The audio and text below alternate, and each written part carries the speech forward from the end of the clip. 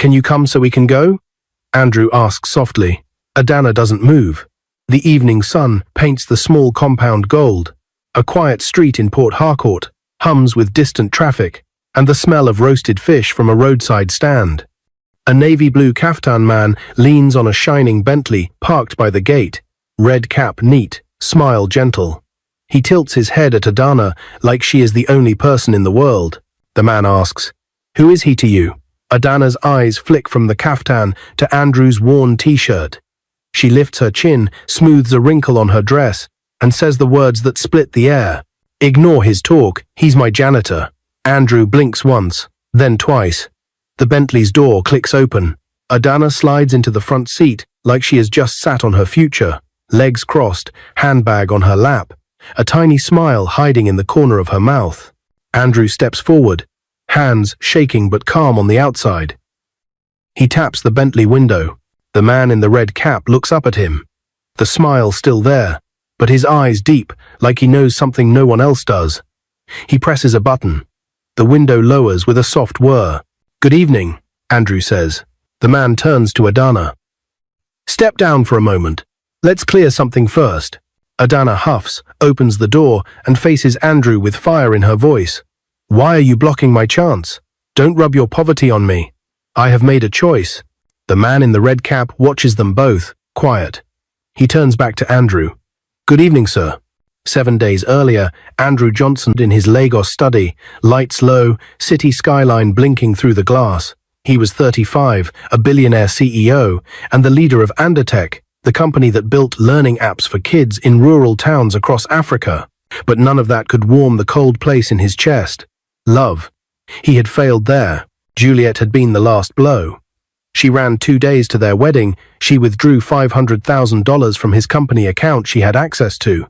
She left with his Rolls-Royce too. That night, Andrew stopped believing that anyone could see him without the shine of his money. He called Jonathan, the manager of Anditech's new Port Harcourt branch. Only Jonathan knew his true face there. Everyone else would see a stranger.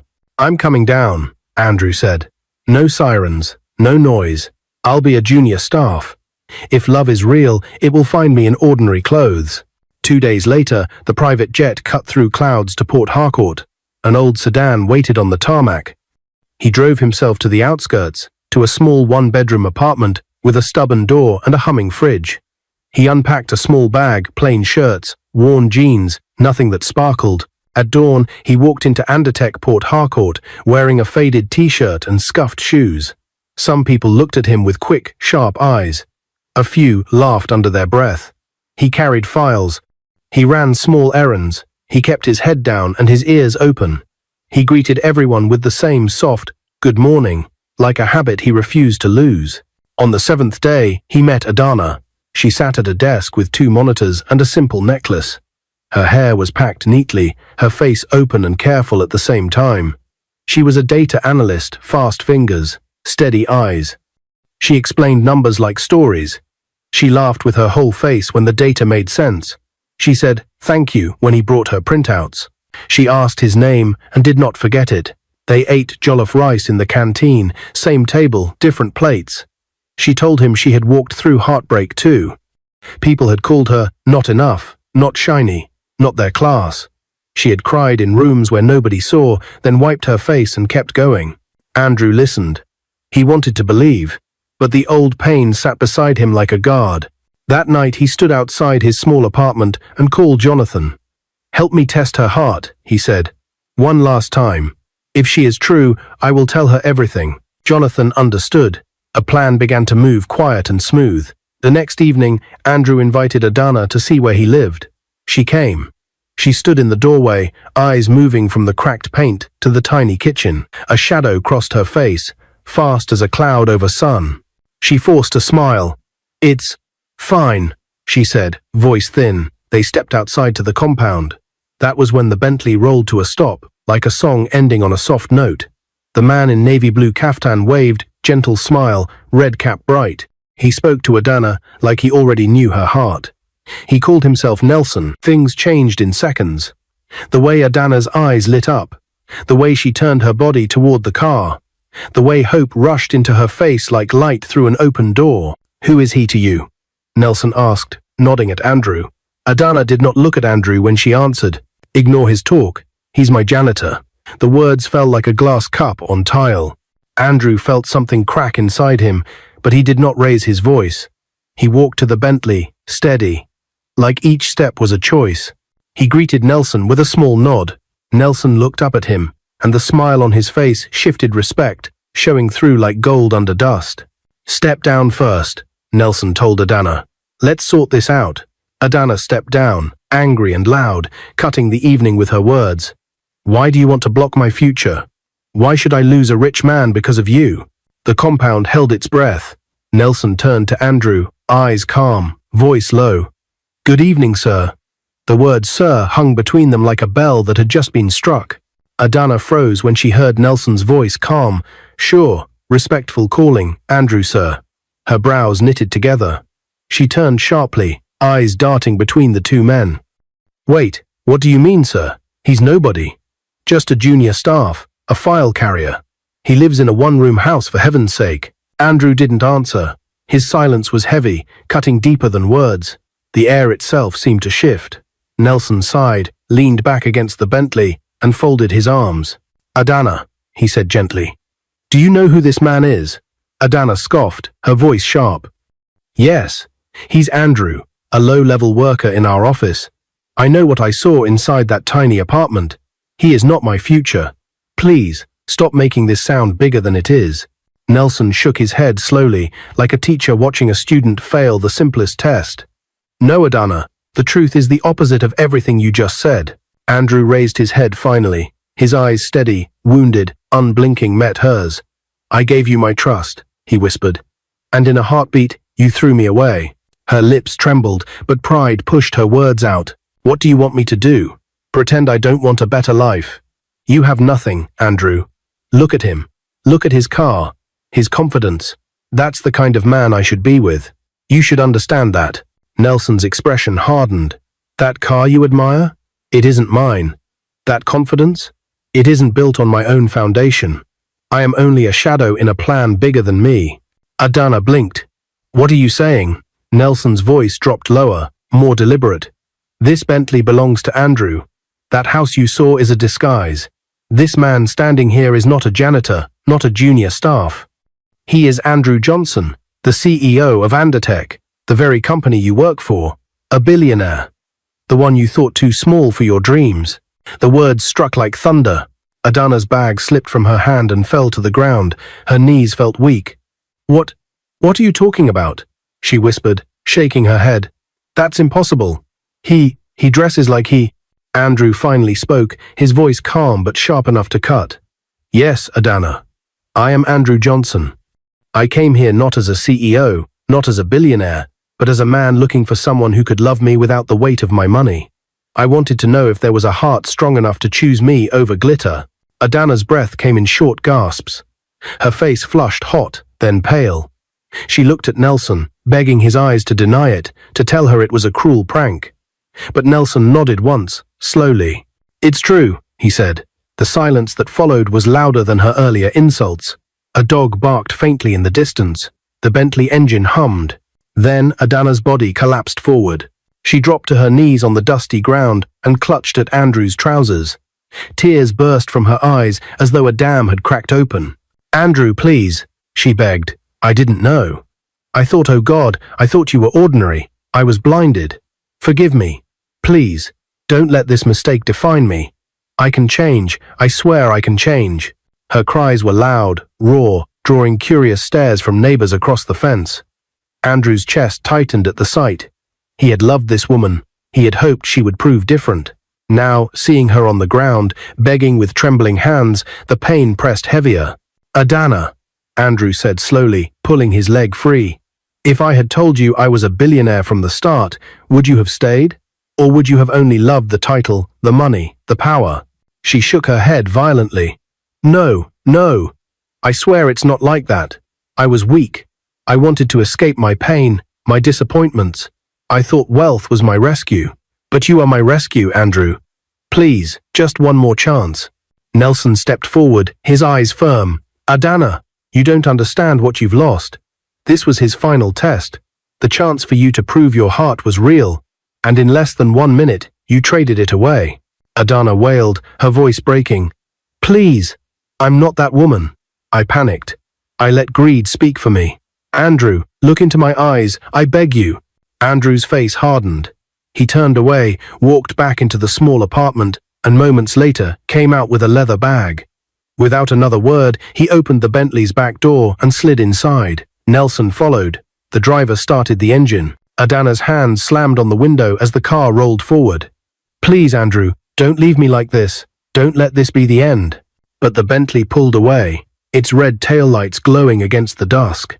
Adana fell to the ground, dust clinging to her knees, her cries echoing into the night. Inside the car, Andrew's jaw was tight, his fists clenched on his lap. His mind spun with anger, betrayal, and grief. But above it all, one truth pressed heavier than the rest. Love, it seemed, did not exist for men like him. He stared out of the window as the city lights of Port Harcourt blurred by, a single thought whispering inside him. Maybe I was never meant to be loved at all. And yet, deep inside his chest, a voice he tried to silence whispered something else, something more dangerous than anger. What if she really could change? Adana did not sleep that night.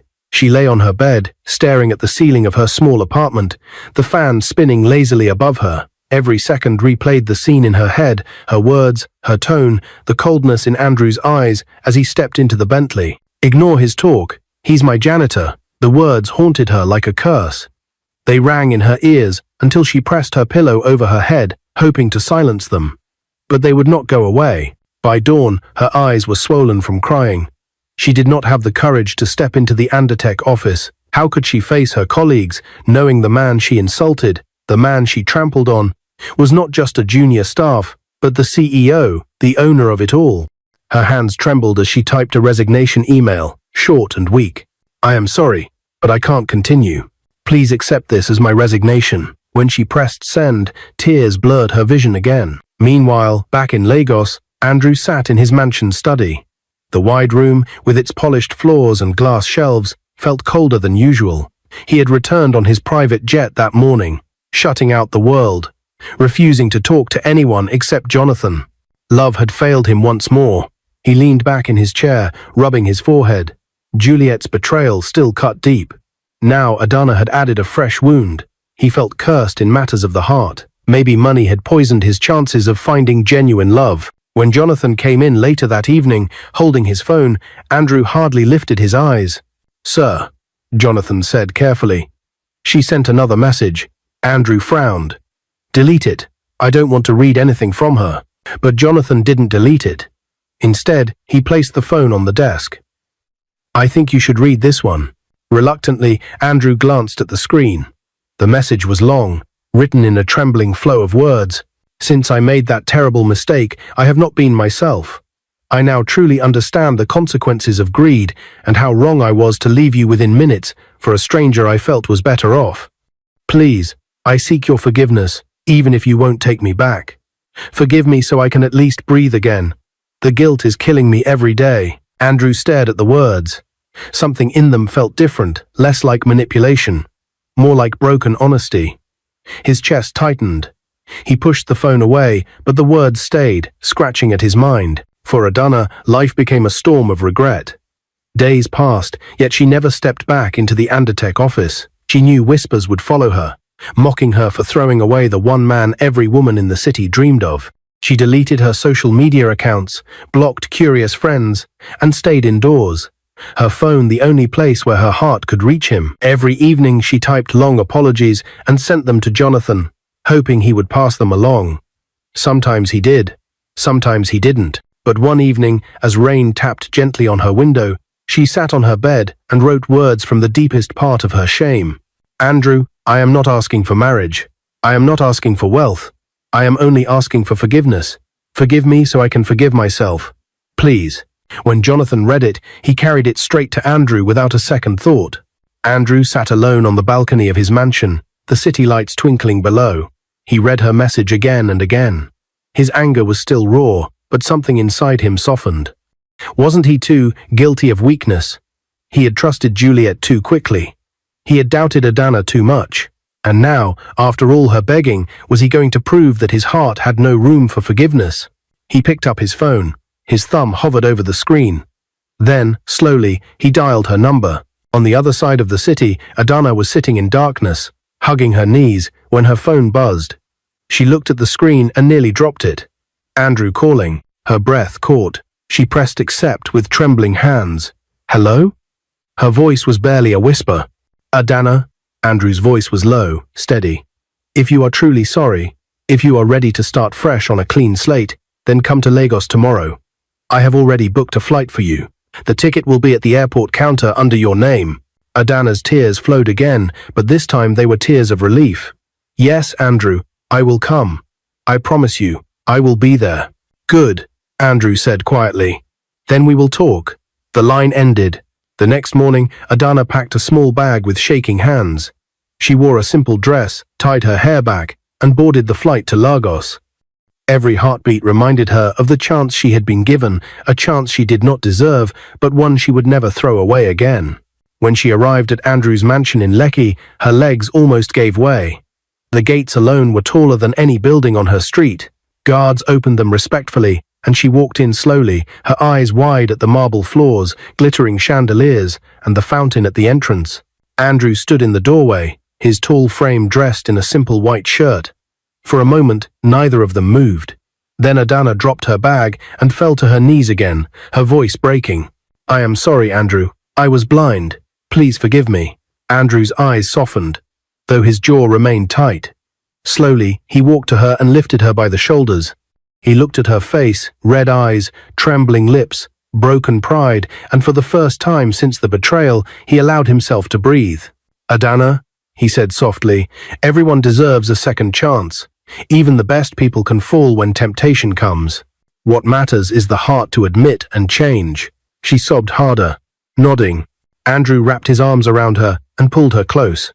For the first time in weeks, he felt something heal inside him. But deep within, a question still lingered.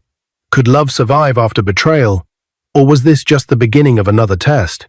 The night breeze carried a faint scent of the sea as Adana stood on the balcony of Andrew's mansion in Lekki. The city lights of Lagos stretched out in the distance, flickering like restless stars. She had been in this house for only a few hours, yet every corner of it made her feel both overwhelmed and unworthy. Andrew sat opposite her in a simple chair, his white shirt unbuttoned at the collar. He held a glass of water, his gaze steady on her. Between them, silence pressed heavily, broken only by the hum of the night. Finally, Andrew spoke. His voice was calm, but it carried weight. Adana, you must understand. This is not easy for me. My past is full of betrayals. Juliet taught me that trust can vanish in one heartbeat. And then you... He paused, his lips tightening. You cut deeper than I expected. Adana bowed her head, tears stinging her eyes again. I know, Andrew. I hurt you. I hurt myself too. I thought I wanted wealth. But the truth is, I was afraid of suffering again. Afraid of being mocked for choosing someone who looked like he had nothing. I didn't know who you were. But that doesn't excuse me. Andrew studied her, searching for the smallest hint of insincerity. All he saw was trembling honesty. He leaned back in his chair. You said you're ready for a clean slate. But tell me, why should I believe you won't fail me again when another temptation comes knocking? Adana wiped her face, forcing herself to meet his eyes. Because I know the taste of regret now. I carry it every second, Andrew. It's heavier than any poverty I ever feared. You gave me a chance to prove love, and I failed. I can't undo that. But I can build something better with you, if you'll let me. Andrew's chest tightened. He wanted to believe her. Part of him longed to let her words melt the walls he had built, but another part of him, wounded and cautious, reminded him of the Bentley scene, of her quick denial. He stood and walked to the railing, gazing out into the night. Adana, love is not just about words, it's about choices. Every day, every moment. You'll have to show me with your life, not just your mouth. She nodded eagerly. I will, Andrew. I'll show you, even if it takes years. The following morning, Andrew arranged a private wing in the mansion for Adana. It was luxurious polished marble floors, tall glass windows, a room filled with soft furniture, and a balcony overlooking the gardens. But Adana felt no joy as she entered it. To her, It was not a prize, but a responsibility. Every pillow, every chandelier seemed to whisper, "Don't fail him again." Over breakfast, Andrew tested her. "Adana," he said, sipping tea, "you will not live here like a guest. I want you to be part of Andertech headquarters. You'll resume as lead data analyst, under direct supervision. There will be eyes on you, eyes waiting for you to falter. Can you handle that pressure?" She swallowed hard and nodded. "Yes, Andrew, I will not disappoint you again." He studied her for a moment, then gave a small nod. "We'll see." At Andertech Lagos, her return shocked many employees. Whispers followed her through the halls. "Isn't that the girl from Port Harcourt? They said she called the CEO a janitor. She's finished. But why is she here?" Adana kept her head low and focused on her work. She poured herself into data reports, staying late at night, checking every figure twice. She avoided gossip, avoided pride. Even when a few arrogant staff members mocked her behind her back, she forced herself to stay calm. Andrew watched from a distance. Through department reports, he saw her effort. Through Jonathan's eyes, he heard of her humility. Slowly, a spark of respect began to grow again. One evening, they sat on the same balcony as before. The city was alive with horns and lights, but here it was calm. Andrew leaned on the railing, silent for a long time before speaking. "You've been different these past weeks," he said quietly. "I see your effort, but effort is not love. Tell me, Adana, what do you really want? Me, or what comes with me?" Adana's eyes glistened. She stepped closer, her voice trembling. "I want you, Andrew. If you strip away the wealth, the cars, the mansion, I will still want you. Because I learned something after you left me in Port Harcourt. Wealth cannot cover the shame of betrayal, but love, true love, can cover scars." For the first time, Andrew's lips curved into the faintest smile. He reached out, brushing away a tear from her cheek. "Do you know how many women have spoken those same words to me?" Her heart skipped. "How many?" "Too many. And every one of them left when reality tested their promise." He let his hand fall. "I pray you are not another name on that list." Adana grabbed his hand quickly, holding it tightly. "Test me again, Andrew. Test me 100 times. I will not fail you again." He searched her eyes. This time, something in her gaze looked different, not the hunger for riches, but the desperation of a woman who had tasted regret and never wanted to taste it again. The next morning, Andrew made a decision. He invited her to join him on a trip, an important contract negotiation in Abuja. For him, it was business. For her, it would be another test. Could she handle the whispers, the attention, the weight of walking beside a man the whole world wanted? On the flight to Abuja, Adana sat beside him quietly, her hands clasped on her lap. She wore a simple gown, no flashy jewelry, no makeup beyond the basics. Other business elites in the jet whispered among themselves, wondering who she was. She ignored them. At the hotel, she carried herself with humility, never demanding attention, never basking in Andrew's status. In the meeting room, when Andrew asked her to present data, she stood tall, her voice steady, her analysis sharp. She impressed not only Andrew, but also the foreign investors. That evening, as they returned to their suite, Andrew watched her with quiet wonder. This was not the same woman who once chose a Bentley over his heart. This was someone different, refined by regret, humbled by failure, determined to rise again. Yet, as he lay in bed that night, staring at the ceiling, doubt still whispered in his heart.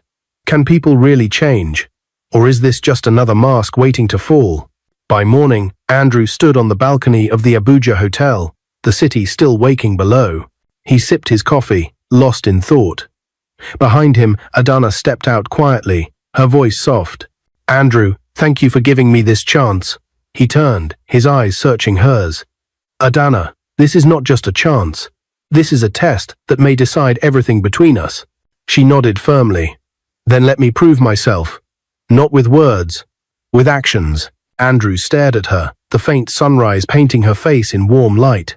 For the first time, he wondered if destiny had brought her back to him, not to break him, but to heal him. Still, he knew one truth. The final test had not yet come. The Abuja trip was a success. Contracts were signed, investors left impressed, and Andrew's company gained another step in its expansion across Africa. But for Andrew, the real victory wasn't on paper. It was watching Adana. She carried herself with humility, spoke with intelligence, and never once tried to flaunt his name for attention. And yet, doubts lingered. On their flight back to Lagos, Andrew sat quietly, staring out the window.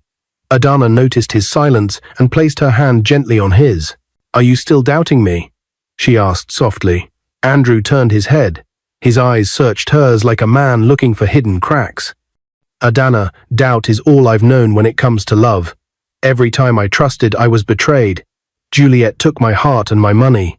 And you," he exhaled sharply, "you broke me in the simplest but deepest way.